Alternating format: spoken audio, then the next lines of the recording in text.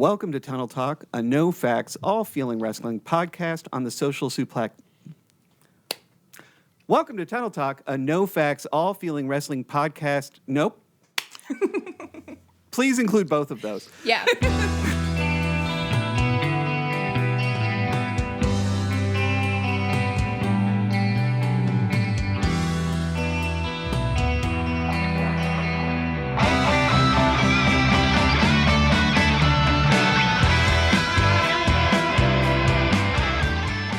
Welcome to Tunnel Talk, a no-facts, all-feelings wrestling podcast on the Social Suplex Network. I'm Mike. I'm Anne. And I'm Lea. That felt really good. That felt really great. good. Felt great. You know, our audition for our new Allie, I think it's going great. Yeah, I think we've got a new front runner. Oh, yeah. For sure. For sure. And it's quite our intro is quite the tongue twister. Like, you don't think it is, but kind of is. Yeah. You hear Allie do it week after week, and you're like, yeah, that's normal. And then you try to do it, and you're like, I don't know. I don't introduce my podcast without... I have a script that I read slowly and carefully for the introductions when I have one, and that's really comfortable for me. But I'm excited to be here. I'm excited to be trying out for the role of Allie. Yeah, we're so excited to have you. Listeners, this is our friend Mike, who you might remember if you listened to us when we went on his podcast, Library Pizza, and aggressively took over, I think. But it's a really great podcast about books and reading. We had a great time, and so we've known him for quite a few years now. Got to be at least 3 years now, right? 2 or 3 that we've known you? In that zone. It's in the COVID vortex where I know that the beginning is like not we hadn't escaped too far from the basement when we started talking. I think we had, but that's really all I can say is I think it's post-COVID. Right. There's a group of people in which we were introduced by Trish. So we all hang out, you know, in this Trish area, and I constantly am like, and I've always known them. Of course, these are my friends I've always known. Of course, these are my wrestling people. Yeah.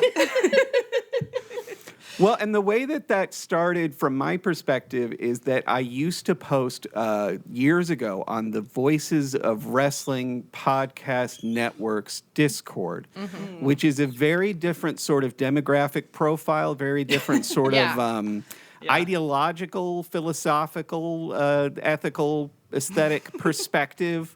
And so, like, for me, it's strange because to me that was what wrestling fandom was. Those were the sorts of people that you talked to if you talked about wrestling.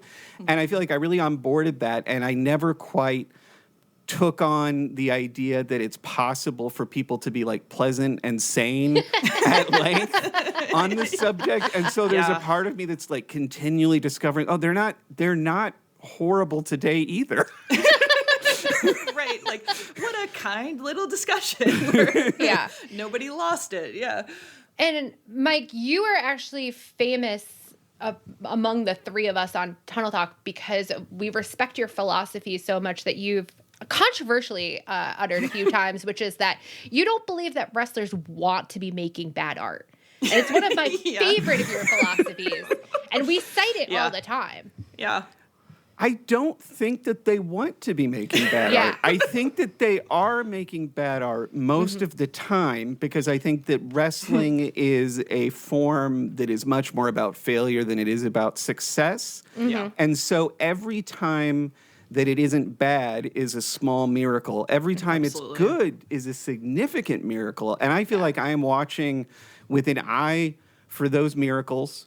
Rather than the failure, which I expect and is background noise. It's true. And it's so nice whenever you come into a discussion, and I'm not going to say that wrestling fans as a group are hysterical, you know, because that's gendered. And honestly, the people I'm talking about are mostly male. But it is nice when someone comes in and is like, yeah, that was bad, which is fine, actually. And it's kind of maybe not the end of Western civilization as we know it. It's refreshing. It's on me for watching wrestling is kind of my theory. I mean, I grew up watching Star Trek The Next Generation. That was like the most important text of my childhood. And I feel like that is an extremely mediocre show. But I would tune in and I would have a good time with it and I would walk away. And I feel like a lot of TV has gotten better, or it's gotten better at convincing people that it is or should be better, that TV is a fully developed artistic medium. And to some extent, that's true. But really, for me, I feel like I'm just tuning in for another episode of one of my little shows. Yeah. You know, like, it's not, it really shouldn't be that good. No, I agree. I feel like sometimes there's criticisms that, like, when you're watching, like, one of these, like, limited edition or limited season, like, they release a 5-episode series once every 3 years, it's fair to put some expectations on that. But a 52 episode season that like you have to make up 15 minutes before the cameras start rolling. Because half your actors have gotten hurt this week that you weren't expecting. Yeah. Sometimes it is just like, well, hey, we turned in something. Hey, didn't we? It's a miracle. It's mildly entertaining most weeks. So. Well, and like, I'm not wrestling is the other thing. And like, it does get kind of weird when they talk about the wrestlers as if they were the troops putting their bodies on the line for us so we can be entertained. But it is true that it is a very dumb thing to do with your life. And so like, I feel both gratitude and honestly indulgent condescension toward the people that are willing to make that horrible mistake. It's not one that I'm willing to do myself. And now I'm too old. I'm officially, I'm 39, so I'm the age when they like start putting you out to pasture, right? Like I think Mox is 2 months older or younger than me, and he's going to be a dad in, you know, New Japan style in 2 years. Yeah, the way they talk about anyone over the age of 35 is quite scary sometimes, where they're like, it's crazy that he's still like walking. Like, you would think, like that wrestler's 37. He should be shot by now. I did see like a Blue Sky tweet or something where someone was like, I think around Mom Donnie getting elected, but they were like, it's so funny how they talk about like politicians versus sports people, because a sportsman who's 33, they're like, wow, he's circling the grave. Like, it's incredible he's out here. And a politician is like, this is a baby. This is a newborn infant. Now, Mike, did you start watching wrestling as a kid, or were you a COVID person like us? I was like slightly pre-COVID when I started. So as a kid, like my entire awareness of wrestling was that I knew a guy who wore a Stone Cold t-shirt, and I had a couple of I had a Ultimate Warrior comic book that I got from the dollar store. Mm-hmm. And I had another one that was about the guy who dresses up as a cop whose name I don't remember. And that was all I knew about wrestling until 2017. I feel like a lot of the people that I followed on Twitter were really excited about WWE that year for whatever reason. I think the New Day was doing a lot of stuff that people were enjoying. And so I would see them having a good time with it. And finally, Tracy, my partner, and I said, let's just watch a little WWE and see if we can figure out what the deal is, why people are enjoying this so much. And I got through about 30 seconds of one segment. And I was like, this is rancid. Like, this is the most aesthetically objectionable thing that I've experienced in some time. So I turned that off. And then a little bit later, I see people posting photos of Okada with his hair in different colors and his fun little outfits and stuff.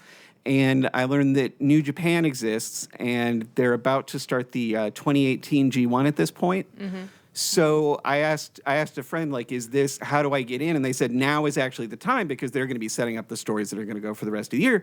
And so I watched what turned out to be a pretty strange G1, as I understand it, kind of a weird introduction. There were a lot of DQs. There was a lot of nonsense that I think now actually it was sort of like the precursor to the Dark Order stuff. But I got really into that after Tracy did. Tracy figured out first how to enjoy wrestling, and for a while I was like, what are they doing? I literally didn't understand what was happening in the matches for most of that tournament. I didn't understand what I was supposed to be taking away from most exchanges. But sometimes I got really it's into still that. hard to tell who's supposed to have been hurt by a particular move sequence. Yeah. Yes, it's 40% you do the move that hurts the other person, and 60% they do the move themselves, and it's hard to read. But so we watched New Japan for several years, and then when AEW started, I was not as in love with it immediately, but it was in English, and I could watch it Yeah. on TV, and so Yeah. that ended up being pretty determinative of the direction of my fandom going forward. People, the people that are constantly trying to get us into stardom don't like to hear it, but it's a huge selling point to say Yeah. it is on TV at the same time every week, and it's Yeah. really accessible. Right. And in English, Yeah. pretty huge. Well, we really appreciate you being able to fill in like this. Allie and Anne thought of you immediately when we were thinking of somebody who could come in. I was a little bit terrified to get called up, to be honest. 'Cause you'd mentioned previously that that was something that you thought of as a possibility, and I've always considered, since I started listening to the show, Tunnel Talk has been sort of a sacred space for me. There's been 3 people that are in it. And then when other people come in, I feel this way. I feel defensive about this show in a way that I don't about literally any other show in my life in any form. And I think it's partly love, of course. Yeah. But it is also like just the oasis that this is culturally in wrestling for me. The only place, honestly, that I can think of where listening to a wrestling podcast does not mean someone starts yelling at some point at the wrestlers, which I'm not exactly anti-yelling, but personally yelling is not the experience that I like to have with the hobby. So No. being brought in here, God, I hope I don't start yelling. You never know what could happen. Something could possess you. Maybe I'm really mad about Jetspeed. That'd be incredible if That you would like be- went hard on Jetspeed. Yeah. Like, If it's something so Fuck unexpected that like none of us saw coming, I'd welcome it. I'd welcome it so much. I'd be like, go Yeah. off, my. Well, just for the listeners who may or may not be confused about whether we've fired Allie, just to recap what happened to us, we always planned to take a 3-week break. This year Christmas was on Thursday, which meant none of us were available to watch Dynamite on Wednesday or record, and we couldn't figure out how to make it happen. And then the week after Christmas, and you had people visiting, and Allie was supposed to be driving to her. Dynamite was New Year's Eve and then New Year's Day. Yeah. And then have you skipped? Oh yeah, I meant To the in my next week, mind yeah. I was like they're the same thing. So yeah, so Christmas Eve and Christmas Day, and then New Year's Eve and New Year's Day, and then we had planned the week after was going to be an extra bonus break because Allie was going to be on the move and you had family visiting, and we were supposed It was to actually come back. Allie was visiting her friends, and then the following week, the 4th week. Oh, I were we was in supposed to take a Seattle. four week? Yeah, fourth week? we were Oh, okay. initially going to do 3, and then I was like, I'm actually going to be out of town the next That's week, fair and we were enough. like, let's do 4. All right. Yeah, so. So we were supposed to be back last week, but poor Allie, who has been away from her home since like a week before Christmas, was supposed to. She left her friend's house to go drive back to Minnesota, and an hour away from home, road debris came up, and she had 2 cars on either side of her. She couldn't swerve. It came up. She managed to tear a hole in her oil pan and crack her frame. She had to have her car towed to a Honda dealership. Her friend had to come get her. She has been now trapped in North Carolina for 2 weeks. I think this is the 2nd week now, partially because of like Martin Luther King Day, like messed up like the insurance coming to check it out, and then the giant ice storm last weekend. She has not been freed from the body shop yet, and so we asked her, "Is there like a quiet place like?" You could just like, even if you just like called in from your phone and we could like baby bird you through it. And she was like, I am not in a place for that in any way. I am emotionally compromised in every way that a person can be compromised. So we decided to give her another week off. And instead, we're hanging out with our friend Mike.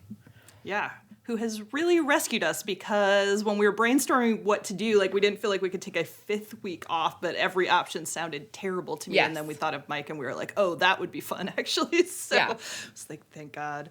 So what we're going to do in this episode is we came up with like a list of topics that like we basically haven't watched wrestling in a month. Lea and I did watch. We watched last week, and then we watched this week too, but not super closely, just easing ourselves back in, but being like, hey, so this was happening back then. Like, Mike, what have they been up to since then?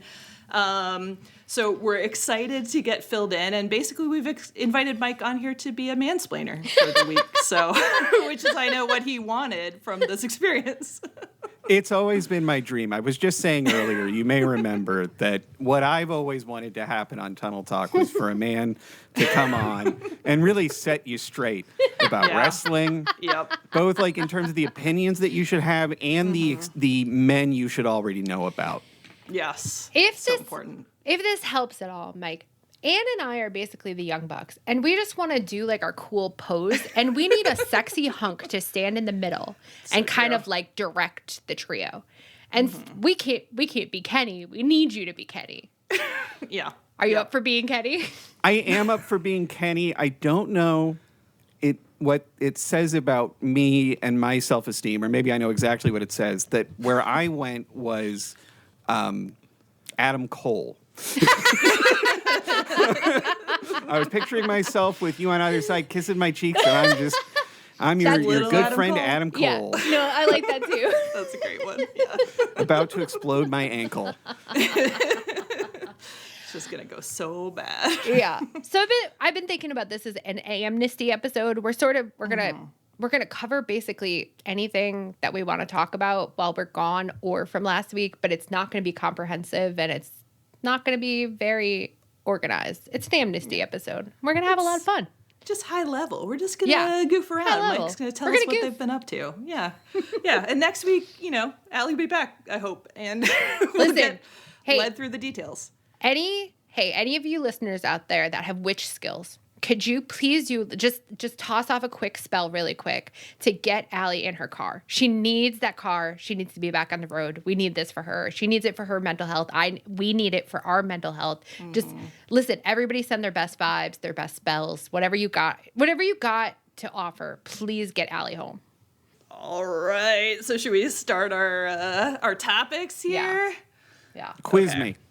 So when we were watching last week especially, I was like, why have half of these storylines like not progressed at all since we were watching, and the other half have progressed like a year's worth of storylines where you're like, what is going on? So the first one we're going to open with is a storyline that weirdly has not progressed very much at all, apparently. So Jon Moxley and the Deathriders, when last we left them before Christmas, Mox was on this losing streak. He was tapping out all the time. Like his minions were ready to turn on him. We tuned back in. They have not turned on him. Apparently he won the Connie, and then last night they were saying he's on like a kind of a winning streak, it sounds like. So what's going on with those guys? So my read on the situation currently is that Mox has become a Grindset influencer. Oh. Something happened to him in the midst of that losing streak where he found himself in kayfabe. He realized where he had been going wrong, and he discovered the importance of hard work and stick-to-itiveness. And that had actually always been an element of this version of the Jon Moxley character, right? Mm-hmm. He was angry about participation prizes from day one. Mm-hmm. He has talked a lot throughout the last year about the importance of everybody really coming and leaving it all on the field, right? You give everything you can to the art and to the sport of pro wrestling. And he's really wanted to, I think, through his speeches on that subject, sell us on the kayfabe reality, the violence of wrestling, right? He's wanted us to buy back in on that a little bit. And I guess they decided they needed him to be a face. And so he took his like cult leader version of that, and he decided that now instead of being an evil cult leader, I'm like a more positive cult leader who tells everybody again about the importance of showing up, the importance of competing as hard as you can. He really talks about, he's been doing more commentary, and he keeps saying how every week they're coming back, they're getting better, they're wrestling harder, they're learning, they're improving. And meanwhile, Wheeler Yuta is the exact same gremlin that he always has been. So that was going to be my follow-up, is that I think Rich, I was listening to ONR and I thought that they were saying that like he's turning face, but his faction is not. Is that what's happening? They're staying heel.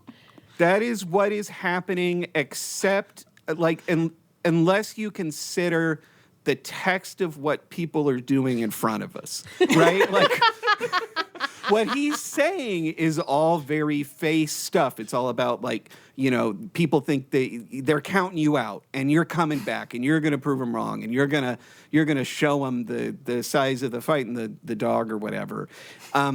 He talks about that, but then like in the last episode, to speak very non-linearly, he came out and hit Mark Davis with his belt just because he's mad at the Don Callis family, right? And there was a weird face-heel dynamic there where it's like, well, he is supposed to be a face generally, but he's mad at these guys, so he's screwing them over. But they were actually quietly, even though they're in the Don Callis family, they were faces for this match because they're big, fun guys and they're new. And the Don Callis family were heels. And so his the FTR were the heels for sure. Yeah. And he's interfering on behalf of FTR.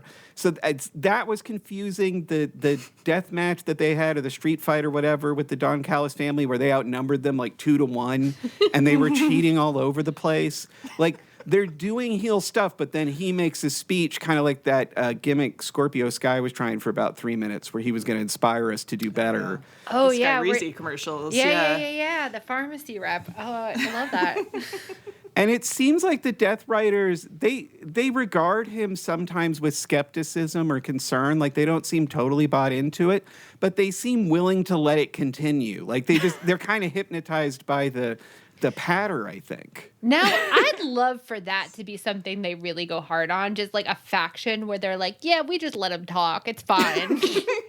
It's just like, I really have a mindfulness moment while he's talking, you know, where you really achieve like a zone. Yeah. Yeah. Like he's their Michael Scott, where they're just like, yeah, that's fine. Let him do that. He's got his little ways.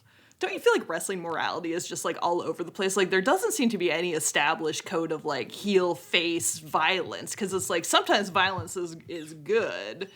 Or, you know, Mox can just like beat up the Bash Brothers and it's fine, I guess. Allie referred to Davis and Doyle as the Bash Brothers, and it's become an intrusive thought, and I can't actually stop calling them the Bash Brothers, despite the fact that they don't look like hockey players. They don't look like the Mighty Ducks, but it is addictive to be like, yeah. Yeah. That is a better name. Like, I would prefer that they go by that. Yeah.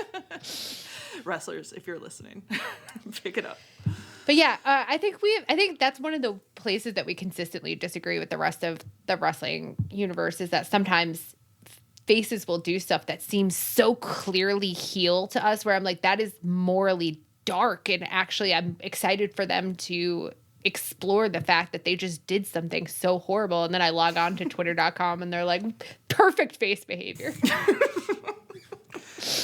I think that we're at a genuinely difficult spot right now. I think it is a confusing moment for everyone in terms of how to, as a fan and as a wrestler, navigate the heel face dynamics. Because I remember when AEW started, it felt like they really wanted to try to get past that. Like, I feel like the Elite would talk about their excitement about being able to explore something a little bit different. And like, my feeling on this is generally that I think it's pretty fun to do traditional heel face dynamics as much as you can, but that I think audiences genuinely do not enjoy truly heelish behavior, and we haven't quite figured out what they should be doing instead, right? Like, MJF is to skip to another conversation entirely. He does the edgelord thing. I think because it is genuinely supposed to press the same button that they would classically press. And the problem is that we just don't like for people to press that button anymore. Like, it's not fun for us in the same way. Or some of us. For some of us, it's still totally fun. Yeah. But I think it is a weird place to be. And they haven't quite figured it out. And I feel like we're all arguing with each other all the time about what we would like to be the terms of that relationship. Yeah. It's always so funny, too, because I feel like sometimes then people, like, in the IWC will complain that, like, audiences don't engage with it sincerely anymore. But it's usually the people saying that are the ones who are, like, giving you the, like, inside scoop gossip, like, all the behind the scenes. Like, they don't engage with it sincerely. And it's like, bro, you're the one doing this. And, like, the Tumblr fans are the ones engaging sincerely. And all you guys do is shit all over them constantly. So, like, I don't know. Yeah. It's an interesting dynamic.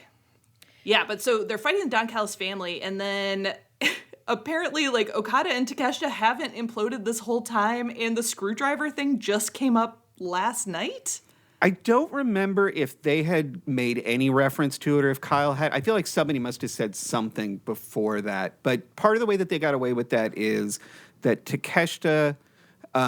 he was off losing at Wrestle Kingdom, right? He had other business, and then they kept him off TV for a little bit, and he just returned, I want to say, last week. And the main beat that they played there was he came out and he had some tension with Okada, but he and Kyle had sort of a tender moment where I felt that Takeshita was sort of inviting him to renew their vows, and Kyle seemed receptive. Yeah. So I think that's how they put it off until this point.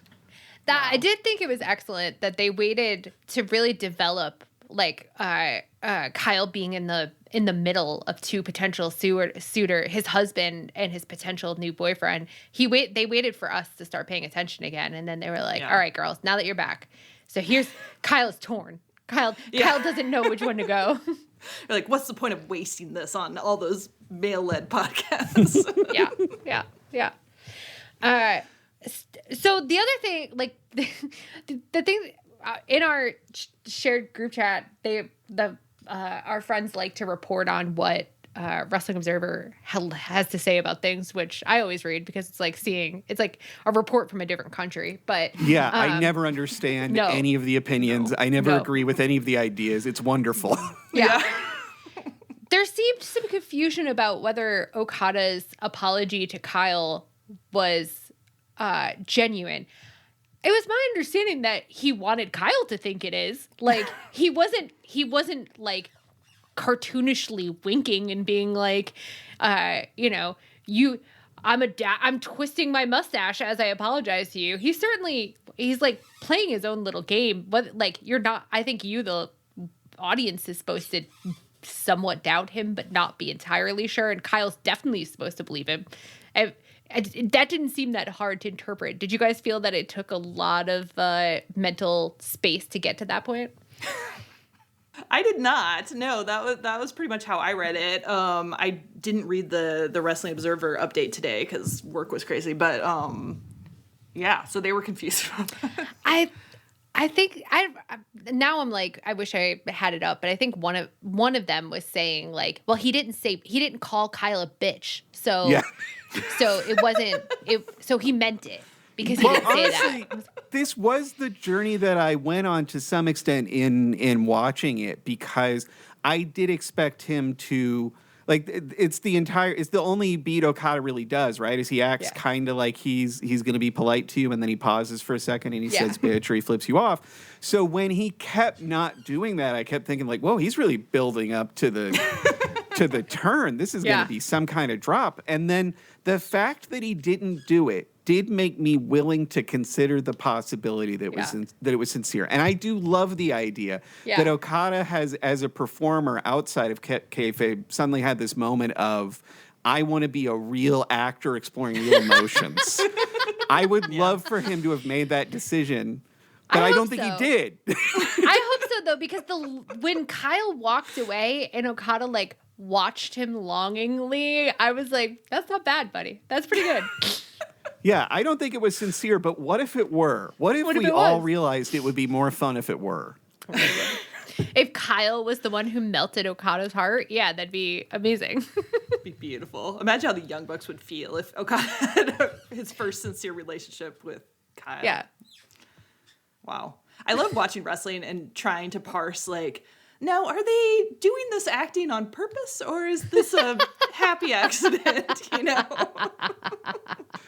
I actually really dislike when they truly act. My general preference is that people stay away from actually trying to convince me that they're experiencing the emotion that they're depicting, because it always feels so weird to me.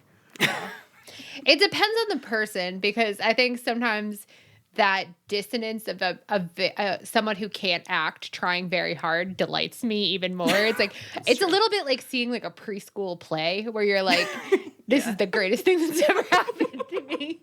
It's true. But every week. Yeah. Yeah, there are other times that I'm like, this is a nightmare.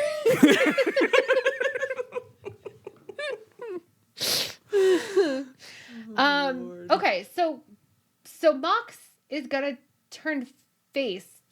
Do we think that's just because there's like not enough faces right now? Like, is that the general consensus? Like, why would they set up that whole story and not pull the trigger? It's crazy. This is not an original opinion to me, but what I have seen speculated, and it's the only thing that makes any sense to me, was that when they decided to have heel MJF as the world champion, they decided that they needed to have somebody we could like doing this workhorse thing. And so they decided that Mox needed to turn face so he could be someone we could root for and enjoy. I don't know that it's a great strategy, but I will say that just kind of going back to Mox being the champion and then also MJF is here is not the worst approach now that we've committed to this. That's very funny that they did it to Mox, because that's essentially what they did to Kris Statlander last year. And it's like, it's very funny for them to do it again where they're just like, hey, by the way, you're face now. And he's like, I was in the middle of something, but all right. Okay. I mean, I think he does like being a Grindset influencer. I think that he is genuinely spreading what he believes to be the truth, and that he is excited about it. Yeah.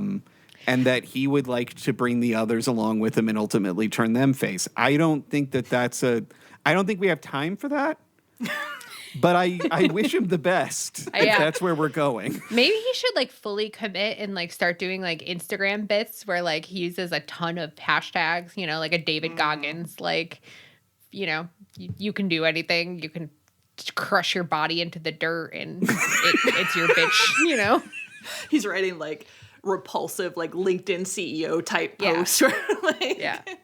Yeah. You can do anything. You can be annihilated. It was strange to me that your first thought for doing anything was being crushed. Sounds like Mox, though.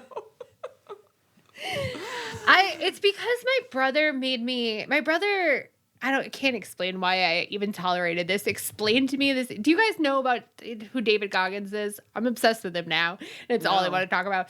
He's this former Navy SEAL who's basically a Grindset influencer who posts to like Instagram and all those things, just being like, you know, pain is weakness leaving the body type memes. But like, he like is famous for being like, yeah, like I woke up one day and I was in a bad mood and I was like, David, you're in such a terrible mood. So I ran an ultra marathon. I've never run one before and my feet were bloody and it was basically like the last 10 minutes of the walk, but I did it, or the long walk by Stephen King, but I did it and that's because I'm strong, like emotionally. And you can be too. If you don't want to do stuff, you should just do it because it'll be better.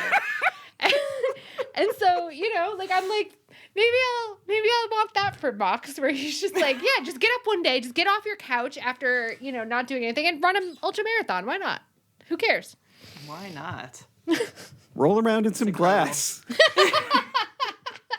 It is also so funny to think of like an evil cult leader, like just pick any, you know, Keith Raniere from NXIVM, and who is like, just one day wakes up and they're like, you know, maybe we're going to pivot away from some of this bad stuff and we're just going to be like good guys, just wellness influencers. I mean, whether those are good guys, arguably, but he's like, we're kind of going to be like a regular company now, guys. And everyone behind him is like, but I really liked midnight stuff. volleyball. Are we not doing that anymore?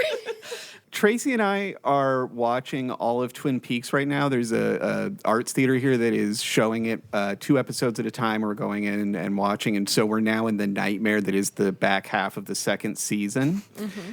And one of the things that happens in that, though, is that the horrible, horrible villain, Ben Horn, he discovers generosity. He discovers that he needs to be giving people things, that he needs to be helping people, but he has no idea how to do it. So he keeps like pursuing evil while believing that he is pursuing good, and he's totally insufferable, and he's trying to tell everybody about the miracle of the conversion that he's had.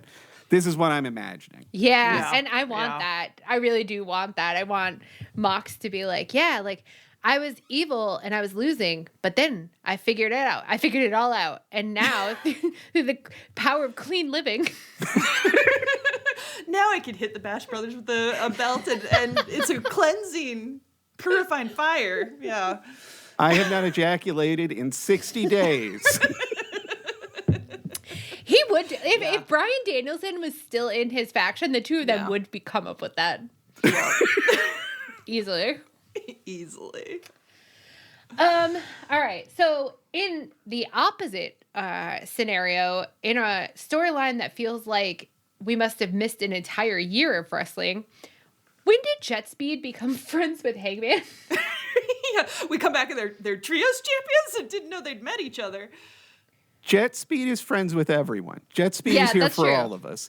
If I were getting beaten up in anywhere near a wrestling ring, I can only assuming that my alignment is face, that they would come out and save me from my assailants. There is nothing to explain, unless I'm forgetting a lot of segments. There is no filling between where you left off and where you picked up. They had never spoken to each other. Swerve was maybe trying to get involved. Was maybe, I think, trying to make Hangman and possibly Kenny jealous. And so he struck up a friendship, and then that did make Hangman jealous. And so he created a tag team and challenged for the belts. He felt so strongly. That, as far as I know, is the entire story. We have a lot of questions about that Swerve, Hangman, Kenny situation we're going to get to. But it is interesting. I did see some GIFs. I didn't actually click on the clip that made it seem like Swerve was in some way trying to break up Jetspeed by trying to flirt with Kevin Knight and like do like a weird like devilish temptation thing. Was I reading that correctly? I did not actually watch the clip. It did not feel to me as if Swerve was entirely cognizant of Speedball's existence, which might actually be, that might be testament to how good he is at breaking up couples, right? Wow. Like maybe that's exactly what he was doing. Because honestly, I didn't even think of it that way. I was just like, he really likes Kevin. He's really into Kevin right now. And there's definitely like an air of menace to it. Yeah. There's a sense that he is building him up so he can break him down, which I guess he did then do. But I don't think that he wanted to break them up exactly. I think he just, I don't know. I think he was acting out. Yeah. He was horny and angry from the previous segment, and he was looking for, I'm going to have a match with Kevin just to show that I'm alive. Historically, Hangman does that to him. I think Hangman makes Swerve crazy in his mind, so then he just does things, and then later it's like, now what was going on with me? Yeah. And I haven't looked at it at all. So was he doing something with Hangman like immediately prior to that, and then or what was the previous segment that he? I don't remember if it was exactly in my head. The segment before that is the one where Hangman and Swerve have been sort of facing off and doing their speeches about how they wanted the title, and then Kenny came out and he inserted himself into the situation, and Hangman looked kind of happy to see him, and Swerve was making a stinky face. Nice. In my memory, it goes straight from that to the Jetspeed and sequence, but I don't know that that's right. I think that I'm doing that because it would make so much more sense than what actually happened, which is that Jetspeed had a segment going, and then Swerve and Hangman were there. That's beautiful. Well, that's what we do on Tunnel Talk is like, we can make this make sense with a few small tweaks. Yeah. If we focus our minds, we can make something out of anything. But I like the idea of Hangman and Swerve just traveling through many different couples, and like the couples have to deal with that. Even if it's just like the the Samoa Joe reaction of like, guys, I'm still in the room. Like if there there's just multiple people who are constantly being like, yeah, no, don't let the two of them in your ring because it's over for you. And Swerve not even noticing that Speedball's there is like so funny. He's just like, I need to hit on a hot man right now, like out of the way, French Canadian, you know. The idea of getting between those two is terrifying to me. The eye contact that Speedball makes with Kevin during a scene is more intense than any I have with my own partner of nearly 2 decades. Like, I can't handle the level of intimacy that those two are practicing on a daily basis on television. Yeah. Real example in couples therapy in a disturbing way. You're like, we don't actually want to be more like that. To me, it's like Swerve and Hangman kind of have like a Zeus and Hera situation going on where it's like they're not always like on the same page, but it's like if you do get caught, Hera will turn you into a flower or a goat or a tree. It's like, Speedball, be careful. Wow. If only wrestling could do a storyline where Jetspeed get turned into things, you know? I think that's what Lucha Underground was. I've never seen an episode, but I hear good things about people getting eaten and stuff. Yeah. Well, I think we saw one part of the last episode, which we liked a lot. Nobody got turned in anything, but it was very enjoyable. Yeah. And they did an aesthetic that was quite, striking, unlike American wrestling. That's like, well, it is what it is, lighting-wise. So. Yeah. We're kind of like combining like a dentist's fluorescent lighting with like weird neons, and everybody's going to love that. Yeah. It's gonna be and so sometimes beautiful. Smoke. Yeah. A lot of smoke just kind of around in the arena that I never really understand where it's coming from. Yeah. Okay, so we've already alluded to it's a good transition. So Swerve and Kenny and Hangman, we were also like, what's the deal? Because it seems like they're all feuding with MJF at once, kind of. Without his involvement. Right. Somehow. So is it that, what just happened was like they were competing. So Andrade got in it too. Some eliminator where now he has to fight Kenny to reach MJF. Did Hangman and Swerve lose in that? Were they also trying to compete for a shot at MJF? So I feel like to the extent that this makes sense in story, what happened was after the big four-way where MJF won the title, everyone who had been involved in that match immediately wanted their rubber match, according to the kind of confusing wrestling rules where, like, if you've just lost something, then you can immediately demand a challenge to get it back, unless you can't. But because they don't want to, like, just do another four-way, they are all saying, yes, I acknowledge I need to climb in the rankings that exist backstage. I need to get points. And so I need to be defeating people. And I will say that Kenny was really the one that kind of forced that. And in his case, he really does need to make a case, right? Because he hasn't been doing that much as a singles wrestler for a while.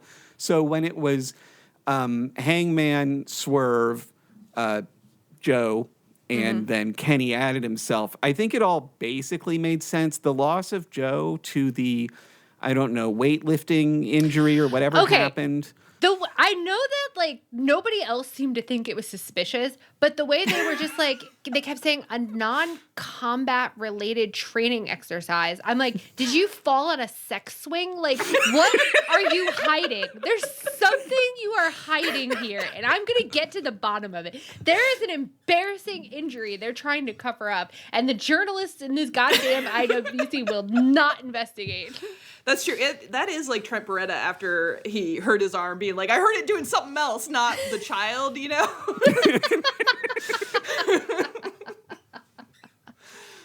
Wow. Okay, I had another question and I just completely, something about what you said and I lost it because I got excited about saying the word sex swing on my podcast. Yep. So Samojo's out because of his sex swing injury. Yeah. Leaving Hangman, Joe, Kenny, and Swerve. Oh, yeah. The thing about Kenny, that's what I was going to say, is that you were like, Kenny needs to get it together. Anne and I were so incredibly charmed by the tone of voice that Hangman used in his promo last night, where he was like, and Kenny, this is honestly the most awake I've ever seen you. You're clean. You're like showered. You're like, you've got a little pep in your step. And I'm so sorry that like, I'm going to like take your spot or whatever he was saying. But he's like, I really don't want to disrupt your momentum. I'm so proud of you. You made it here. I was like losing it. I was like, everyone backstage is like, Kenny, I think Kenny's going to go to school today.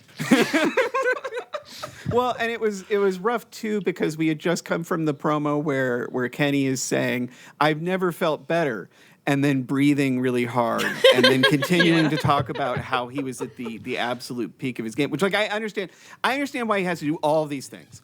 All of these things make sense, but there is a dissonance. And like, as a result of all these different people making their case for why they get to challenge next, we've now ended up in a very confusing unofficial tournament is basically what's happened, right? So, like, it was not understood before this last episode, to my knowledge, that all of these people had this, like, particular procedure they were going to be going through to earn their shots, but that was formalized, and that's how they've decided to sort out that situation. Andrade is there for the entirely extra-textual reason that he returned by beating up Kenny in this most recent return, and so they have to have a match to deal with that. So that's not related to MJF. It is, but so in the text, what's happening is that Andrade is on such a tear from beating two people that he is undeniable, and so he's been entered into this tournament that is not officially a tournament, and he is as a result of beating Swerve, which, in fairness, beating Swerve does, I think, that gets you close. He gets to then wrestle Kenny, and then he would like to wrestle MJF. And the thing is, like, none of us believe that he's going to, and none of us understand why he would. Yeah. Although I would like him to very much. Yeah. His Andrade's new bit where he just like flirts with people in the audience, it's kind of fun, especially because he is like right now like working this like beautiful like really hunky woman kind of vibe. He keeps tossing his hair in a very sexy way. Like I'm not like not into what Andrade is doing right now. Yeah, and I love, we brought a clip of him where he takes off his pants before he's wrestling, but they're not breakaway pants, so he just has to peel them over his shoes pretty awkwardly, which is a fun. I always love it when wrestlers like don't quite think through the whole segment, you know? Yeah, like they're like, in my head it was going to go different. It was going to be really sexy, and then it's just like a man with his socks on, you know? So, yeah. Every time I see a wrestler come out in a jacket, I have a lot of suspense because of the number of times I've seen them not be able to get their hands out of the jacket, and then somebody has to stand up on a corner so they can move the camera away so the ref can help the big mean heel get his jacket off. Yeah. And I understand, because it's just like me. I also cannot reliably remove a jacket. I remember that experience. Again, preschool play. Like, I think there's a lot of things in wrestling where it's like they come out to their entrance music and they're going to look so cool and they're a big, tough, cool guy, and then their pants get stuck on their shoes. Or every once in a while there's an entrance where, like, you can just picture them doing it in, like, a high school gym in front of 50 people and it's not cool at all. Like, somehow, like, the lights have fallen away. And I feel like there was the new guy, what's his name, from WWE this week, where I was like, this is a weirdly dweeby entrance for how cool you're trying to be. Like, I do feel like it's a high school gymnasium entrance, but I like it. I mean, that's one of the great pleasures of wrestling. Yeah. I fell in love with Andrade when he came back. I've had a very on again, off again relationship with him. When he first showed up in AEW, I was very into him. And then in the Collision time, there was so much nasty masculine energy on that show, and the way that he chose to embody it was really miserable for me. I really did not like watching him, because he would do this thing in every match where he would like puff up his shoulder muscles like a raptor that's trying to scare somebody. No, I don't like and that. I hated it. It looked so bad. But he came back a little bit leaner, I think, and with very pretty highlights in his hair. And I saw the highlights in his hair, and I was like, I love you. Yeah. And then he took off his pants, and I also enjoyed that. Yeah. I have a very similar up and down relationship with Andrade, where he showed up and had that feud with Darby, which was so incredibly charming. And I was like, Andrade is my boyfriend. I love him. But then he did that weird cucking storyline with Miro. And that was my thing where I was like, no, thank you. This is crazy. I was like, I couldn't stop watching it, but I hated it at the same time. And then so I was very happy when he left. I was like, that's okay. That's fine. You have fun in WWE. And then, him coming back again, suddenly I'm like, your vibe is different. I hope it's cool now. As you say, wow, the collision times, it really was just like a show that pulled everyone down, you know? Kind of impressive. Yeah. Everyone was at their worst at that point. Yeah. So while we were gone, Hangman, like right when we left was like Hangman and Swerve were like trying to learn how to walk in unison. They were actually teamed up at that point, right? Like while we were gone, are they completely chill now?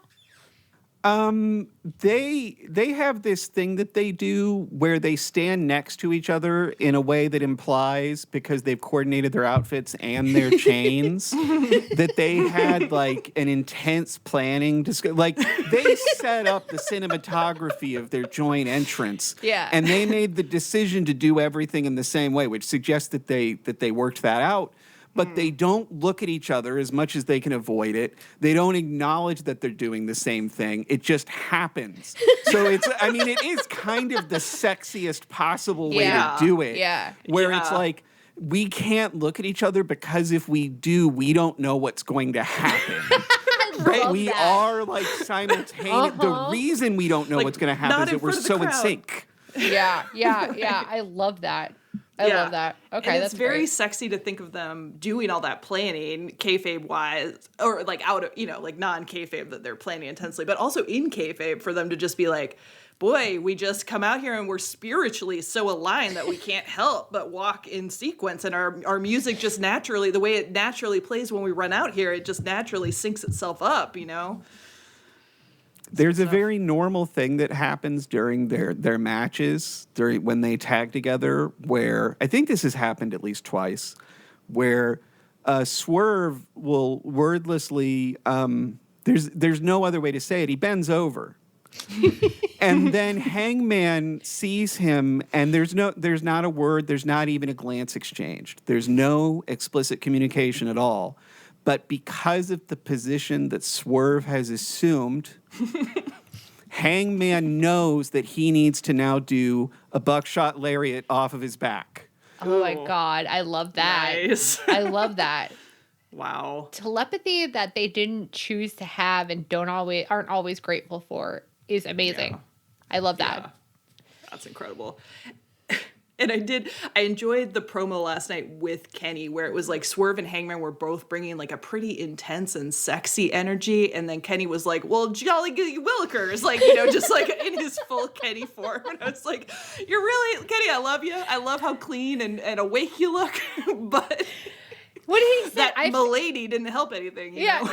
He said like, I fancy myself or something. Like, I forget. There was some phrasing that I was like, now what 50s sitcom did you get this out of? He's my king. Oh, amazing. Incredible. Did you like Andrade's panties? I love the panties. Mm-hmm. I don't know if I looked down at the wrong time, because my experience of it was that he had pants of a kind, and then they went to commercial, and then it came back and he didn't have them on anymore. And I really loved that reveal, because it gave me a lot of room to play, right? So imagine, how did those come off? What did he do with them? And it's so important to leave those gaps in the canon so that like your audience has room to explore. Yeah. They should be really making more use of the commercials that way, actually. I think that would be a lot of fun. Yeah. You come back, it's just a different match. Good luck. And I know you just did the last section, but I want you to do this section too, because I like when the scorn in your voice when you discuss this. I don't want to discuss very much of this, but I did want to check in on our world champion MJF and just ask if he's done even one interesting thing since becoming champ, or if he's just been as boring as he's been the last 2 weeks the whole time. He's been so boring. Oh, He's done nothing. My again, just like, doing telepathy, I don't know anything reading, is that the reaction to his extremely bad racist promo, where he disingenuously pretended not to be able to tell the difference between two black men, that went so badly for him that he decided, I'm not going to do the edgelord stuff anymore. But that was apparently his whole plan. Was that he, and you look at who he had lined up in the near future and you do kind of see the shape of it. But I think he was just going to be really rude and annoying because he wants to go ahead and recommit to the heel character, which I think is a fine decision, but he had the least interesting way conceivable to do it. And now he doesn't have that and he doesn't want us to be mad at him. And so there's just nothing happening. There's just no ideas at all. Now, a weird side effect of this is that I was happier with Hangman as champ in terms of my enjoyment of the concept of a champion, but the stories that he had going were always kind of weird to me. They were a little bit of an island, and I kept thinking, where are his friends? I don't even need him to be with the Elite. I want him to just be bouncing off of other characters. And he kept not getting to do it. And so I'm not happy that MJF is champion, but maybe I am, because now Hangman is getting to do stuff and hang out with other people, and I'm having in terms of story that is happening on screen, I think it's way better, even as what MJF is doing is nothing. Yeah. Yeah. Yeah. I mean, I think my major concern about MJF being champ was just that he was going to get way too much time. And that racist promo, was so long that I was like, oh, this is what we have to look forward to. The last 2 weeks, he's been boring as shit, but it has been short. And that's great. And Hangman has been doing 10 times more interesting stuff in the last 2 weeks than he was as champ. And it is I wanted him to be champ, and that is more my preference, but it's they don't know what to do with him when he's there, because the champ, I think we talked about how the babyface champ doesn't drive the stories and everybody else is terrible at it apparently. Yeah. So every person going up against him, it was just well, this is kind of a garbage story. And for some reason they do isolate him. I don't know why you can't have friends when you're the champ, but But it is interesting to be oh, MJF isn't ruining the show as much as I thought he might. It's interesting that he really had nothing else in his tank except edgelord stuff, because I feel he used to be very good at doing a funny promo, and we would get exhausted just because we were you have to give your opponent something, but at least the promo wasn't it wasn't the only options were edgelord or boring. And there's still glimmers. I really liked when he called Brody King a liberal man who could not look more like a Nazi. And I love that Brody also loved that, because he was giggling about it. But I'm he has glimmers of moments where I'm you do know how to do a mean joke that is tolerable to watch. You just, for some reason, don't want to. And actually, I thought Brody was the most interesting and likable I've ever found him in the promo last night. So I was MJF weirdly kind of gave him, or he was good to bounce off of. He brought it out of Brody. And it is I feel 2 years ago or something, it was I was enjoying MJF about half the time. He does, interesting stuff, but it is so we're just all out of ideas, or I don't know what's happening with you. I was an MJF truther for years. For a long time, I had a headcanon. And mind you, I'm also the only person on Earth, and this was part of the headcanon, who agreed with what Cody has said since about how he was doing a meta heel turn. I was the only one who thought that was happening. And so I definitely am sometimes a little too generous with my headcanons, but I had this whole thing about how MJF, if you pay attention to the details, everything that he does tells you that he is a poor kid who doesn't know anything about what rich people do or how they are. Yeah. Like yeah. the bad tan is intentional. People talk about it like it's not on purpose. He knows it's bad. We told him. Yeah. Like that's a choice. The fact that his gear always looked like shit was a choice.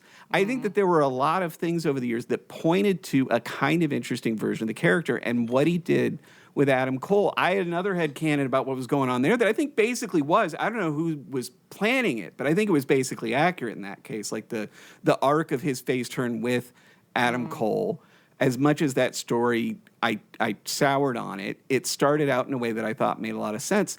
Yeah. So like, I've always been this far from an I can fix him person with MJF. Yeah. But like that was what made it so heartbreaking when he came back. And like my heart was open. He'd been doing pretty decent work for the most part right before he left. He did that promo where he's like, when I come back, I'm going to be dangerous. I'm going to be different. I'm going to be unrecognizable. And then he comes back in the most deflating, like doing a shitty version of his own thing. Like he heard somebody describe what he does and then he imitated that.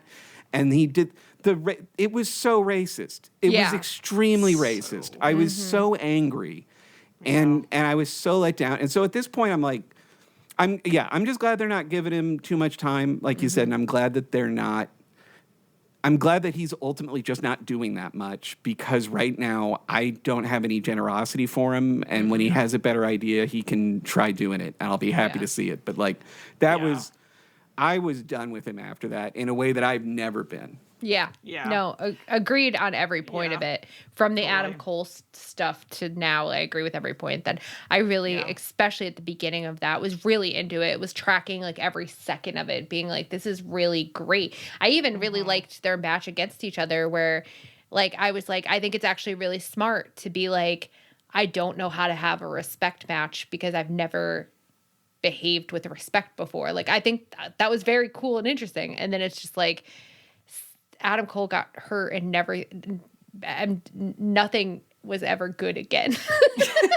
I know, it's like such a bummer to remember that because it's like, oh yeah, I really did like the first half of the brochachas, and at his best moments, like MJF, like even dinner debonair, like doing kind of fun, interesting stuff, and like he does do a good job of that kind of like very insecure person putting on a front, and then sometimes the real him slips through, but it's like then the character doesn't progress. And then between the misogyny and the racism last year, I got so furious at him, and then it's just like gonna have to do a lot to redeem yourself at this point. Yeah, I have a hard time with conversations about like what kind of heel MJF should be, because you know the people that are like you're supposed to hate heels, like, and I had this thought, you said something earlier, Mike, that had me thinking it, but it is like ultimately it's not that like I have these highbrow thoughts about like what makes a heel and what should be something, you know. Ultimately, I want to enjoy watching TV on Wednesday night. I want to sit down on my couch and have a nice time. And when that kind of awful like racism, like it happens and it's unchallenged and it's just left rancidly on my screen, I'm just not enjoying myself. Like whether or not like we're tax, you know, really getting into the definition of what a heel historically is or what not. It's like I didn't have a nice time in like watching that, and ultimately I'm okay with like hate. Like Don Callis has always been a heel that I'm like I hate Don Callis, but I have a nice time watching and hating him, and so. It just makes me crazy sometimes when people seem to like talk about like, oh, you're supposed to hate MJF. And you're like, not like this though. Like not like, I mean, maybe like it's different if you're like going to a circus or, you know what I mean? Like seeing like, you know, the sideshow act in 1930s, seeing like that kind of broad heel. I can see how using that kind of stuff makes sense, but it's like, no, buddy, I had a really rough day at work, and I just don't, you know, I want to have a nice time. Hey. Yeah. And when a character's like racist or sexist on screen, then like we have to keep watching MJF for years and years, and he might face turn, and it's like, you know, if you're watching like stupid like SVU or something and they have like a neo-Nazi character on and then they get, you know, thrown in jail or whatever, and you can feel the catharsis of the heel like get in their comeuppance. It's like that character doesn't come back every week. That character doesn't join the main cast, you know, like that character's not selling me a t-shirt. Right. No, and when you see an actor that you like make that sort of decision in a show like that where they do something awful and then they leave, it is sometimes stressful where like you feel like your relationship is going to change to that actor in other things, or you're worried that they're going to keep going down that road. Whereas here, it's an explicit promise. The success of the enterprise depends on me having to see this guy every week. Yeah. Right. Yeah. Yep. I don't like it. No. I don't like it. In better news, so some of this got answered last night, but okay, so the Elite are fully babyface, and in fact, I think possibly did a video package. Oh no, they did a BTE where they explicitly was like, "This is our last babyface run." Why are they trying to kill me by consistently being like, "This is it, enjoy us while it lasts"? Do you think that's nice of them? Because I don't. They're like, the girls are on break. We can say whatever we want. Yeah. Hey, I'm still watching. I'll come back. It'll be weeks later, and you'll get in trouble weeks later. But they've got the fringe now. They're back full baby faces. They did a promo last night where the tag division is on notice. Mike, am I gonna have to see FTR versus the Bucks at Wembley? I don't think so, but I'm not going to promise you something better. The only reason that I don't think so is I think we may have a couple of long-term champions right now, and I think somebody's going to have to drop a belt at some point. Yeah. And I don't think FTR, not that this has stopped them every time in the past, but I don't think they currently have like a big direction that they're going on, right? Yeah. But to the extent that they do, it is the thing that I am afraid we're actually going to have happen, which is that Cope comes back, which I now live in a world where it's possible that won't happen. And I try to be nice to the wrestlers in general. For some reason, he's the one that I'm meanest to. I'm meaner to him even than MJF. And it's sad because he's right next to Christian. He's married to Christian. And I love Christian. And I love that they're married. Yeah. But I think that if I had to guess, it's going to be FTR has a thing with them, and then they do whatever they do, and maybe that's what gets you to the big show. This is so funny of me, but I, for some reason, have categorized Cope and Christian in the exact same place as like Mox's getting turned on, where I'm like, oh, but they didn't do that story. That's what it was leading to, but then they didn't do it, so it's probably never going to happen. I don't know why.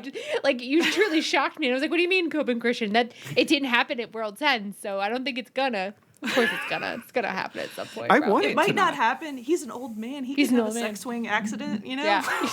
So true. And he's got that Disney Plus money now. Yeah. You know, anything could happen on the set of Percy Jackson. So they won't let him jump off the world's tallest cage and break his leg for no fucking reason. So he's not satisfied by that. How can he even feel alive? I do want him and Christian to do a big romantic tag run storyline, and they seem resistant to doing the only thing I would love to see out of Cope, which I don't understand. I know. Even Matt and Ben are doing a Last Husband's run right now. I know. I don't even know what to expect out of them when they come back, because like when they left, they were doing the like, we're going to try to make this work, but like, I mean, do they come back in that exact same mode? Surely they would have, like, you know, surely they're going to come back being like, we made it work. But, like, now you've skipped all the part that, like, is fun. So they'll come back after a long series of sessions with speedballs, with Jetspeed's marital counselor. They're going to come back making that same kind of eye contact, doing that same kind of active listening and mirroring. And it's going to be so healthy, and they're going to be so evil, and we're going to love it. I'm so happy thinking about Christian being like, I hear you, and I see you. I know you tried your hardest in that match that we just lost.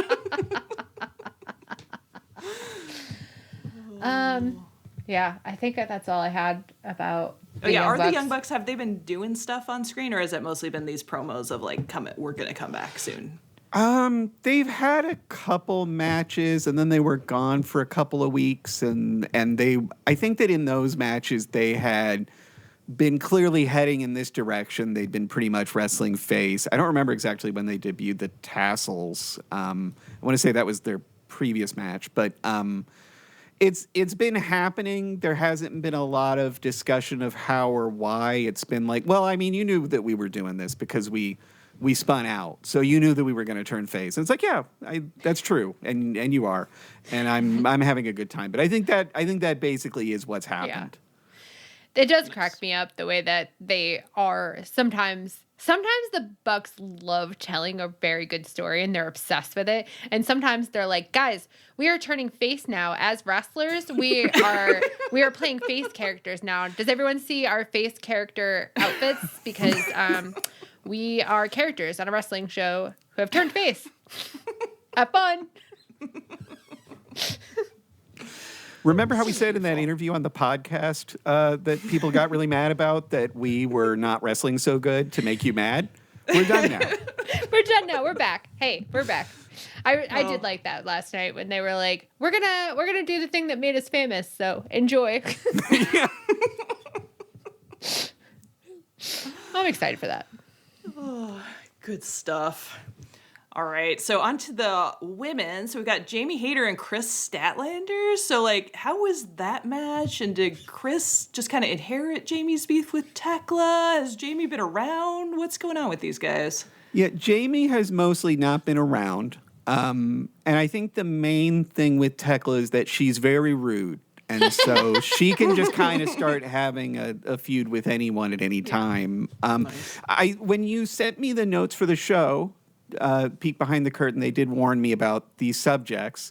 I asked myself the same question: how was the Jamie Hayter and Kris Statlander match? Because my memory was that I really liked it, but the vibes on that show were so weird for me because it was the rare one that I did not watch live, and so I was spoiled on what I considered some of the most confounding story decisions possible. I was sitting there knowing that Mox was going to win at the end of it. And I was like, I have known for an absolute certainty since I was 12 that the final of this C2 was going to be Takeshita beating Okada. I've never been more certain of anything in my life. And so, like, there were all sorts of weird vibes about that kind of thing, and I feel like the audience I went back and watched it after I got the notes is what happened, because I wanted to confirm, like, how much did I like it, like what was going on. And I felt like the audience was in a similar place where they had a great match, and they had a great Jamie Hayter match where, like, there were 3 or 4 times where she hit her head on the mat for, like, no reason, and I was, like, really scared for her. So, like, she like, really early on, you know, the thing where they shove each other out of the ring sometimes, and somebody will just kind of, like, do a little cartwheel through the ropes. Kris did one of those, and then Jamie hit her head on the apron, which doesn't usually happen during those. That's the hardest part of the ring. They've told me. I've become skeptical as the years have gone by, but but she bounced her head off that for no reason, and then there were a couple other things like that, and there was this terrifying spot where Kris got up on the second rope and did a like a combination Blue Thunder bomb / pile driver, where, like, she was cradling her with her head down and she spun her around, and then she, like, slammed her head down on the mat, and I was like, are you okay? and the announcers were clearly also concerned, and then they continued to have a great match. And so, like, the arc on it was that the audience, like, slowly, as they sometimes do with the women's matches, but I was a little more sympathetic in this case because it had been a big weird night in some ways. They woke up to it pretty late, and then they realized they were seeing something incredible, and they went nuts. But you were kind of waiting for them to tune in a way that they've been better about with the women's matches, because that used to be my number one AEW audience complaint, was like they just didn't pay attention, and it was very rude and stupid. So that was really good. Jamie then I mean, I feel like I lose track of how often I've heard that she's injured. I assume she was injured during that match because she usually is. Yeah. I feel like she comes in and out of either injury or visa issues at all times. Yeah. So she pretty much disappeared until the video that they had just recently where Alex Windsor invited her back to be in a tag team, I think is basically what happened. Well, that's fun. Yeah. That's gonna be a fun tag team. So Willow and Kris, like when we left, Willow and Kris were kind of still circling each other tentatively. At World's End, they fully forgave each other, right? Or was that after World's End? I don't remember exactly when it was, unfortunately, but yeah, they seem to be totally chill with each other, and they're basically a faction now, right? They're when they wrestled together as a trio, they're the Cosmic Babes of Wrath, I want to say. Oh, that's fun. So yeah, the vibes have been good. They're friendly. I assume that they'll have to get mad at each other again eventually, so they can wrestle about it. But we're not there now. Yeah, yeah. I think Allie has a fear that Willow's going to turn on Harley. Like she's convinced that Willow's going to turn on Harley. Convinced isn't interesting. Well, I understand being nervous. I wish she was here to explain it, but she's like, it's not based on anything except that sometimes I just think that there's and that like she just keeps being like there's an ominous vibe. I think it's more nervous than convinced probably, but she's very nervous, like to the point where it's like Willow keeps sounding kind of ominous. It's like, I don't know. Does she? Are your hearts Although, of course, open in to heal? wrestling. Sorry. I was just going to say, of course, in wrestling, anybody could turn on anybody at any time, so it's not like it's ridiculous. Yeah. Sorry, go ahead. How would you like heel Willow? Is that something that you feel you could enjoy? The thing is, then this is extremely informed by people's reaction to heel Hangman. I think everybody needs to get an opportunity to play a heel, and anybody who's doomed to play a face forever is doomed to have way less fun. So I want her to get the opportunity to play heel, and I want to see her try to pull it off because I think it could be extremely interesting. I do think it's going to be like way harder than like Harley turning back heel. You know, like I think it's going to be an uphill climb. You know, it's the same thing of like Eddie trying to turn heel that time where like everyone was just like, oh, you turned on Ortiz, so Ortiz is evil. And he's like, no, guys, I'm evil. Like I think you're in danger of that. But like I dislike when people are like, they can't ever turn heel. And I'm like, that's boring. Give them a chance. Let them play. Yeah. I think Willow could do a very cheerfully evil thing that could really work. Like I could really envision her like having kind of the same affect, but being very sinister, which I think would be really, really fun if she really went for it. Although, I mean, she is clearly like a natural babyface, but you know, at some point I feel like she's not anywhere close to it for me, but it's like at some point everybody's character gets stale and you gotta do something, you know? So, yeah. Yeah. I think Sarah and I have had this debate a bunch of times because we've debated the concept of heel OC, who she thinks that it would be really bad. And I'm like, I don't know. I'd like to see it though. I'd like to see him try. You know, like I think I think it's not like we couldn't. It's not like you couldn't turn him back 4 months later and pretend it never happened. Yeah, absolutely. So easy. I think I met Orange Cassidy as a heel because early in my wrestling viewing, when I was trying to get to know about anything other than New Japan, I would watch IWTV. Beyond Wrestling was the show that they had there, right? And I'm pretty sure that like the only Orange Cassidy match I saw in that time was against Kris Statlander. He did a title defense. And so I don't know if he was generally playing heel at that point, but of course in that match he was playing heel a bit.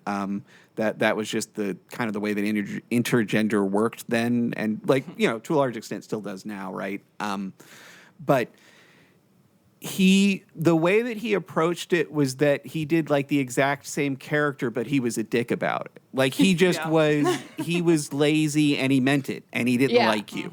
And he was cooler than you and he was better looking than you. Cause like, that's not the way that he reads on AEW, but in the context of an indie wrestling promotion on a, you know, third tier streamer, he was like the hottest guy in the room by far. And so he was just styling on everybody. So like, I really want a heel Orange Cassidy run. I think that he should wait until he feels like a little old and tired and he wants to wrestle a little bit differently as a result. But I think like grouchy 42-year-old, he's like 50, right? He's so much older than I think he is. He's 40, I think. Yeah. But, but I think when he turns that corner, if he gets like grouchy and mean, I will fall in love all over again. Yeah, I think so too. And I actually have always thought that best friends could pretty easily turn heel with their same personality, because like, especially like more with the group of them, but they have such like a chaotic and semi-immoral energy, you know, where it's like, oh yeah, I can see these guys being dicks real easy. Yeah. Yeah. And so Willow beat Mercedes for the TNT TBS title. They weren't remotely feuding when we left. How did she just get a random title shot? Yeah, so Mercedes and Athena challenged the Babes of Wrath for the tag team titles. Willow pinned Mercedes, and then let's see. I had some notes about this. If you haven't watched this, it would be good to go back and experience these clips. So at the pay-per-view, she has a post-match crash out. She interviews with Lexi Nair, and like it starts with her going into her dressing room and losing her mind and screaming and breaking a bunch of stuff off screen while Lexi just looks uncomfortable. Oh my God. That does sound amazing. Yeah, and then she comes back out and she says, Willow, I'm going to, on the next episode of Dynamite, beat your fucking ass. Yeah. And then she goes back into the room and she screams some more. So that was the build. Then they had the match. Then she lost. And like, it's a little unfortunate because it was really a foregone conclusion because she had recently lost to Red Velvet on ROH unexpectedly. And once that started, I think everybody kind of assumed it was just going to keep rolling, right? Like she's got to start unloading these things. And like it's interesting timing because like as a Red Velvet enjoyer, I was really happy to see her get that surprise win. And it was fun for somebody surprising to get that kind of big win because AEW will often kind of fixate on this person beat this one in this kind of interesting way, and we have to reverse it when we finally like want to pull the trigger. So it was always like, well, Willow got that belt off of Mercedes that one time because Mercedes injured herself during a match. So then Mercedes had to come back and get it from her. So obviously what has to happen is Willow has to then beat Mercedes again. And it felt like it was going to be the big moment. Maybe that'd be the first time she'd lose in AEW. And instead she's lost a fair amount. So like, on the one hand, it was a little bit deflated and there wasn't much story building up to it except arguably the entire Mercedes story. But on the other hand, like they'd already kind of missed the stuff that you might have expected them to do, the rhythm that they had kind of led you to expect it and happened. And ultimately, I was kind of grateful for that because it felt so obvious that would have to be how it went, right? Mm-hmm. Yeah. Has Mercedes been around since she lost? No, in the next episode after she lost, they had a celebration where, I think the stadium didn't know how to turn on the lights for the entire segment. It was very strange. They ended up putting a panic spotlight on the segment, and the audience was quiet and uncomfortable, and the wrestlers just had to do this segment where they talked a lot of trash about Mercedes, and they got ready to have a cake, and of course, they're not going to have the cake. She's going to end up in the cake. So I don't remember the exact details of how this happened, but she ended up in the cake. And then Good. She recorded a backstage promo into a mirror where she was alternating between doing the I'm going crazy and I'm horny about it thing with the cake, kind of smearing it around on her face, and announcing that she was going to take a break from AEW because we don't deserve or appreciate her. And when she comes back, she's going to be collecting more than just titles. What could that mean?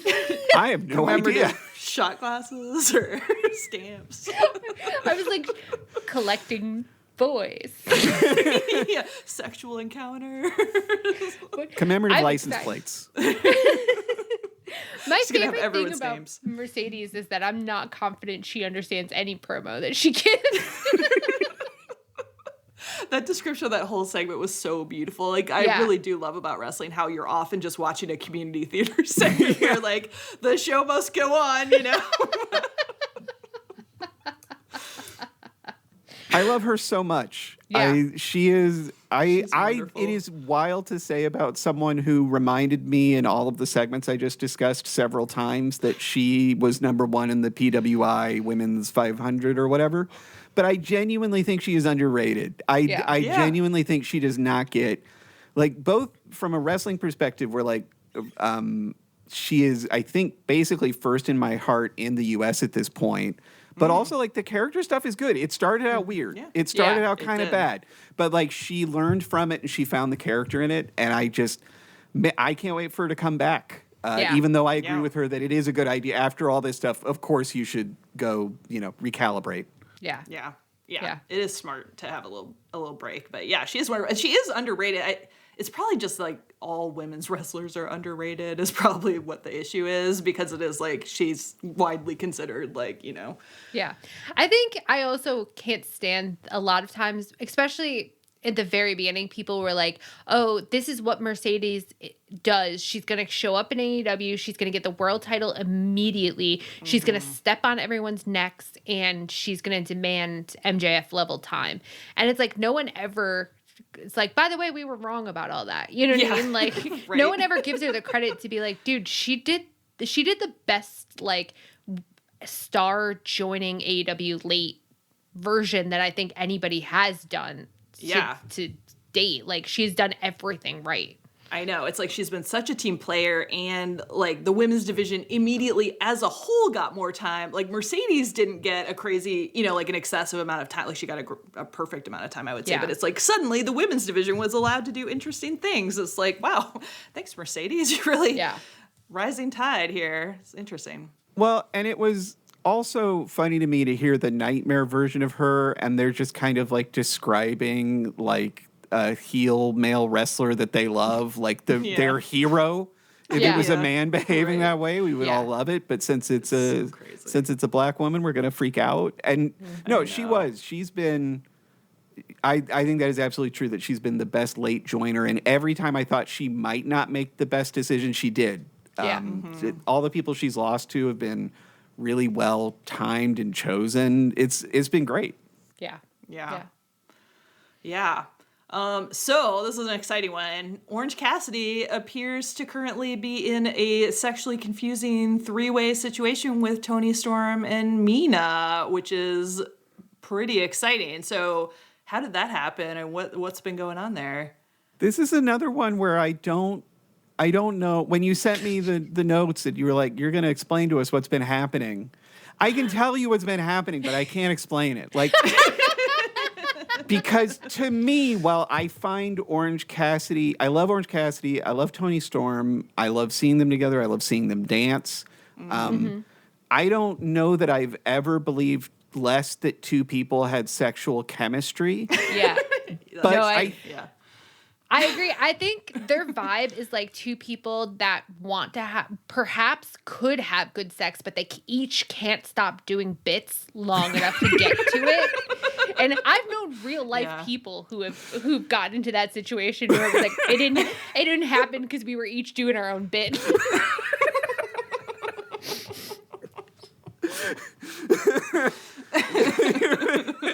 You're making me question my own understanding of sex. I don't do a lot of bits. And that's probably why you're having sex. The bits really get in the way. I didn't know that there was a continuum. The bit to sex continuum. Sometimes you think you're doing a bit and you realize halfway through, like, no, we're fucking. This is penetrative sex. This is not just a bit. That's usually how it goes for wrestlers.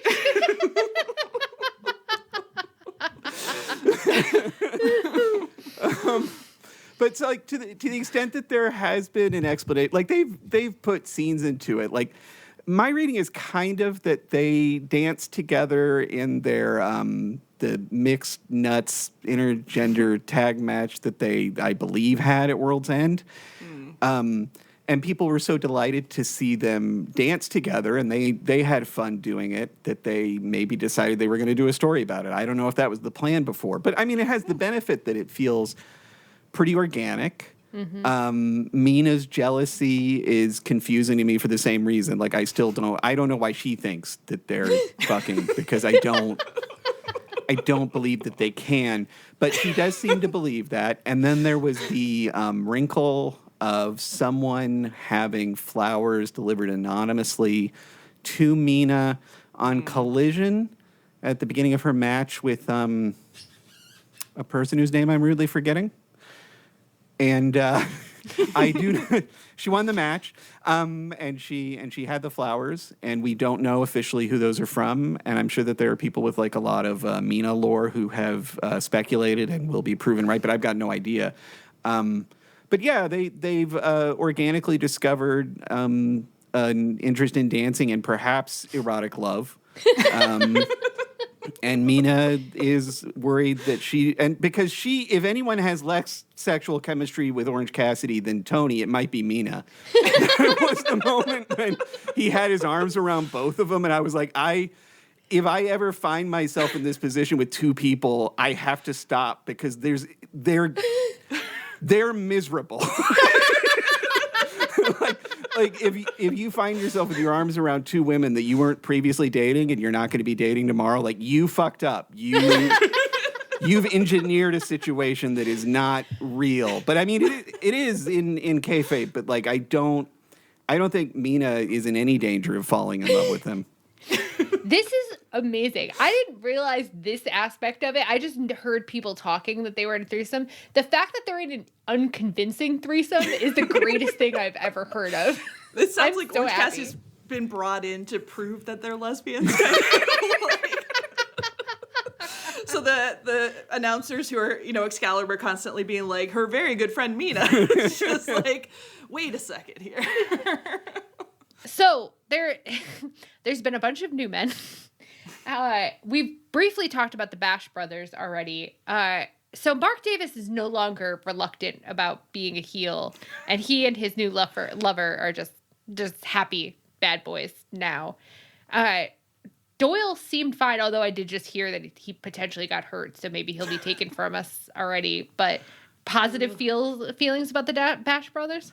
I fell in love with them almost immediately. Yeah. And it's partly because it's just fun to see two big, like, hairy guys yelling. Like, I think it's a pretty retro act in a lot of ways. But there's nothing mean-spirited about it. To me, it feels very joyful. There was the moment where they I think they've done it in a couple matches where, like, they ram into each other by accident, and in, like, a normal tag team, it would be like, oh, is there dissension?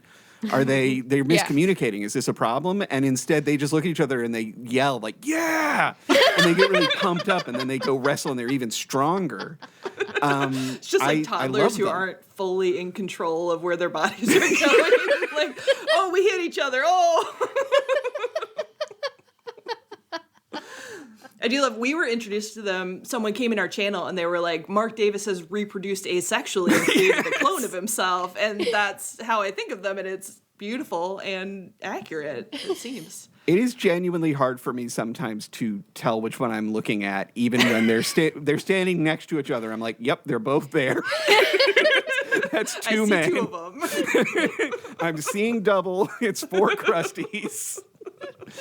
But the subplot for me, the thing that really charmed me with them is that I always loved that Aussie Open seemed to believe that the most powerful thing that could happen in a wrestling match was for two guys to get mushed together. Mm-hmm. Like, they would do that spot where they would both run all the way around the ring pretty slowly because they're carrying men, and they would slam the men together slowly, and they'd be like, yeah, we did it, we destroyed them, and the men would be like, oh, we hated it, the gentlest thing that's happened in the match.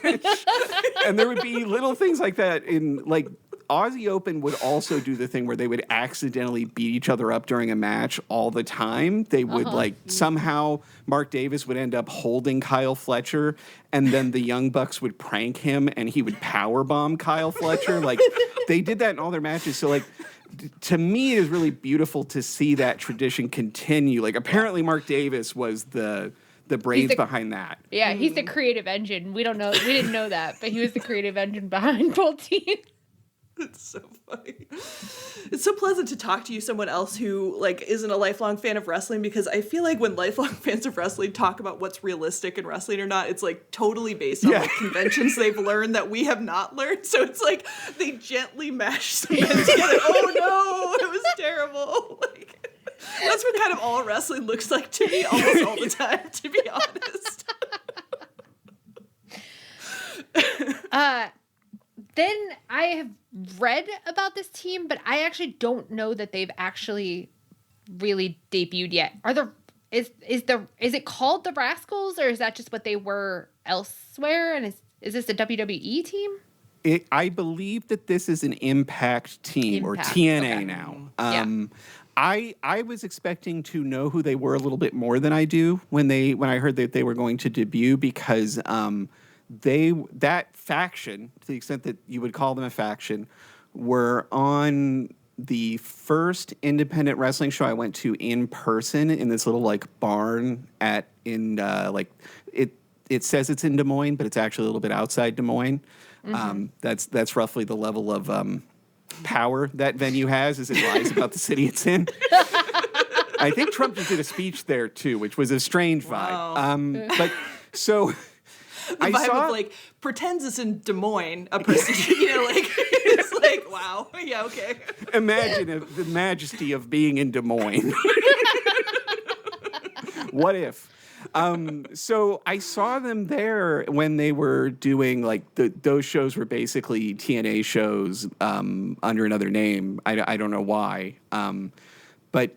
None of the people that I knew from that show are in the Rascals now. The only one who was still in the Rascals was Trey Miguel. I actually got a shirt from him at that show and felt uncomfortable because he tried to do the customer service thing of making friendly conversation where he's like, "How you having a good time?" And I'm like, "We talk now?" I just was going to hand you 20, walk away with the shirt. Like, you don't have to lower yourself to sign the shirt if you want. Don't talk to me. I'm nothing. But I guess he used to post really bad or something and is kind of an idiot. So, I think he comes by it honestly, as many of them do. Yeah. But so he's not there for that reason. So it's three guys that I don't know anything about who are in a faction called the Rascals, which was at my first wrestling show in the U.S. So it's like Menudo. They just keep replacing Rascals. Like there's nothing left of them. I understand that they like weed. You may, if you've watched any of their segments, there are weed references, and I kind of hate weed comedy, but they're so amiable about it. They're so friendly that I've been having a great time with them, even as I'm like, I don't know if this is any good at all, but you just seem so pleasant to be. Like, the whole point of being high all the time is relaxing, and they're doing that. So I like them, even though I can't tell you a damn thing about them beyond they're three men and they love weed. They haven't wrestled yet, I don't think. It's not nothing. Beautiful. It's not nothing. Yeah, friendly energy. I love to hear that. Yeah. And then I didn't put this on the schedule because it just happened last night. But last night we met Ciampa. Is that how you say his name? Tommaso Ciampa? I think so. Yeah. I said last night that I think he looks like a Keebler elf made big, and that was also not a no for me because I was like, well, let's see where this goes. I can't I'm tell willing you. to watch a big Keebler elf. Yeah. I can't tell you a thing about him. He's in the category of, for years, I would be in wrestling discords and people would talk about different WWE people that might get fired and whether they'd be angry if that person got hired by AEW. And people were more angry than not with him, I think, was generally the consensus, but they felt that it would obviously happen someday, and now it has. And I assume that those people are angry, and everybody at the show seemed very happy. And I'm excited about this big Keebler elf who kisses guys. I mean, I'm like, let it play out. You know, he's got a window in which he needs to do something fun. Otherwise, I will either disregard or dislike him. But I'm open to hearing something fun. And I found his entrance extraordinarily silly somehow. For some reason, the combination of the music and the psycho killer, and it was just like, Keebler elf. I don't know. It was like, It was disorienting. Yeah. Put in the Discord in that moment, as I was watching back later, I just wrote, "What is happening?" Because I didn't know he was going to be there. And I was like, "Who is this person that I've forgotten that has this music and this horrible gimmick?" It seemed really bad. Yeah. It was like, well, you're trying to be tough, but I don't know. Well, I think are we caught up now? Have we I think so. Did we miss anything? I don't think so. I think, Mike, was there anything that you thought that we should have paid attention to that we didn't? No, I think you've been paying good attention. I'd love to hear that. Yes. Amazing praise. We're getting a good grade. You're getting an A. You're putting points on the board. Yes! There's nothing I love better. I do want to highlight the work of Clern, as I call him, the clone. So this is the guy that was reproduced asexually, perhaps in kayfabe by hologram. Right. And his energy has always been a little mysterious to me. But I've assumed that there was sort of a plan for him because Tony Khan loves hologram so much. He's his favorite invention. And so we finally had the match with he had a match with Commander on Collision that was incredible in that way, where Commander does 3 things that don't quite work, but you're like, I love the vision, and then the 4th one does work, and you're like, this is great. And then his match with Mark Briscoe, where he Mark did the pile driver on him, and he bounced out. Just like nothing had happened to him, was, I fell in love. I think that's a good bit. I can imagine it getting old for a guy to just bounce out of moves because he's a clone robot hologram or whatever is the reason. But in that moment, I was delighted. Yeah. I'm predisposed to feel fondly for him because I just thought what happened with his introduction was just so perfectly wrestling, where for weeks they had been doing that hint where hologram was getting hacked and none of his so-called friends would care for even a second, even though he was like, guys, something's happening to me. And they were like, shut up. And then they finally pull the trigger, and there's going to be a huge big feud between hologram and clone, and it's going to be a whole big thing, and hologram immediately gets taken out. He gets injured, and the whole storyline is completely what do we do now? And I was like, I love this. This is wrestling. Everything you try to do gets fucked up. So yeah, I enjoyed seeing him. I have a hard time with Mark Briscoe. I want to like him because I think he's a likable person, and I think I love the fact that Kyle O'Reilly is in love with him, and they're I have no ill will, but I just have a hard time paying attention to his matches. So I saw last night that match start, and I was like, I wish both of these men well. I wish both of these men success in their endeavors. Unfortunately, I can't be paying attention to it. That's fair. Yeah, I get that. That was me with Mark Briscoe. He took me some time. There was a long onboarding period for me with him. It's always so funny. It's hard to predict who's gonna grab you and why. I don't know why Mark Briscoe hasn't yet grabbed me. There's always time, Yeah. Very few people were close to. Yeah, very few. It's and a short even list. them, we spent some time praising FTR last year, so anything's possible. That's true. Well, Mike, I think you got us to a point where we feel back in. Are we back in, Anne? We're back in. We're back in. Excited. Yeah, it was great, honestly, to have a longer break because I feel refreshed coming back to wrestling. I feel much less burnt out. I miss the podcast. Dude, I meant to say that earlier on that the planned break was good, but I was enjoying it so much that it felt dangerous, where I was like, is this how we just never come back? But then actually the extra week, I was like, no, I have to come back. I miss it. I miss my friends and I miss wrestling and I miss understanding what I'm reading people talking about. Totally. And we could not have asked for a better reintroduction, a better You were explanation. so great. You took us through each of these topics, told us the parts that we needed to know, and really onboard us. You were absolutely perfect, and as we knew you were going to be. As we knew, yeah, it's just the perfect amount of information. Like, because our gimmick is being the dumbest women in wrestling, people often try to explain things to us, and often they give us the wrong amount of information, like too much, way too much. So this was really perfect. Beautiful. Yeah. Absolutely perfectly calibrated. Did you have fun? Did I have fun? Yes, I had a great time. I mean, it's it's too bad I'm on this episode because that's my only issue with it. As I would enjoy listening to it later more if it weren't me here, but.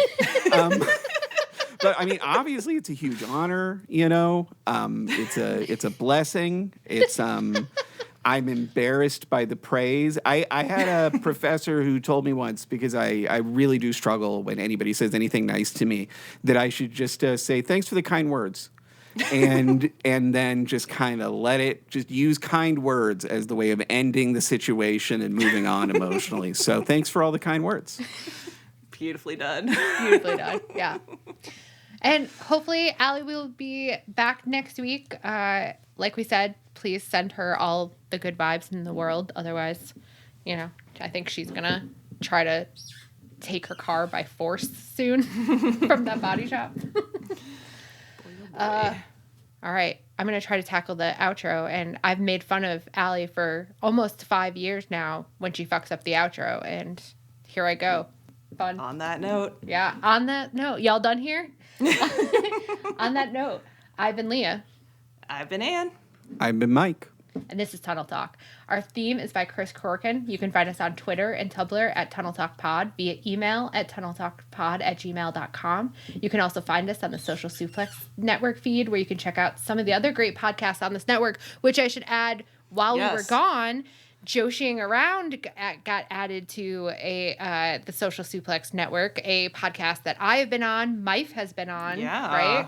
Yes. Our friend Tim Hunter and Eric Snazzy they review Stardom. They have episodes like every promotion, I think it's every Joshi promotion. Yeah.